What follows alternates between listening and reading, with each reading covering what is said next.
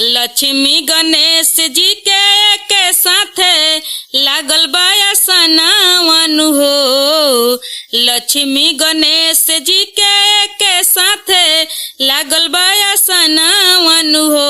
अन धन के हई दाता लक्ष्मी माता तू कल दर्शनावन हो। अन धन के हई दाता लक्ष्मी माता तू कल दर्शनावन हो। लक्ष्मी गणेश जी के साथे लागल बाया सनावन हो।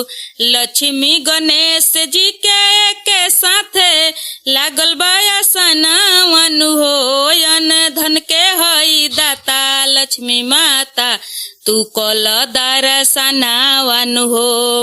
अन धन के हई दाता लक्ष्मी माता तू कल दर्शनावन हो। सागर से प्रगट भइली विष्णु भगवान ला बाट ललाइत सभे मैया के वरदान ला। सागर से प्रगट भइली विष्णु भगवान ला बाट ललाइत सभे माई के वरदान ला।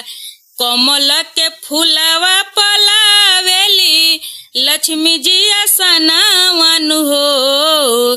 कमल के फूलवा पलावेली लक्ष्मी जी सनावन हो। अन धन के हई दाता लक्ष्मी माता तू कल दर्शनावन हो। अन धन के हई दाता लक्ष्मी माता तू कल दर्शनावन हो।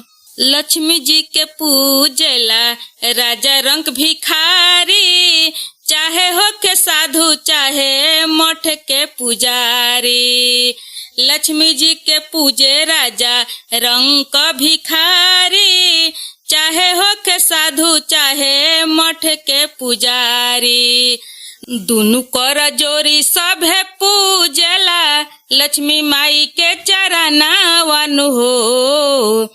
दुनु कर जोरी सभे पूजेला लक्ष्मी माई के चरनावन हो। अन धन के हई दाता लक्ष्मी माता तू कल दर्शनावन हो।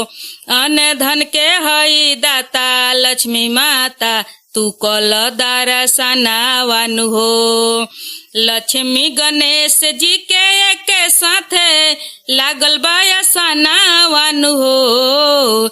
लक्ष्मी गणेश जी के साथे लागल बाया सनावन हो। अन धन के हई दाता लक्ष्मी माता तू कल दर्शनावन हो।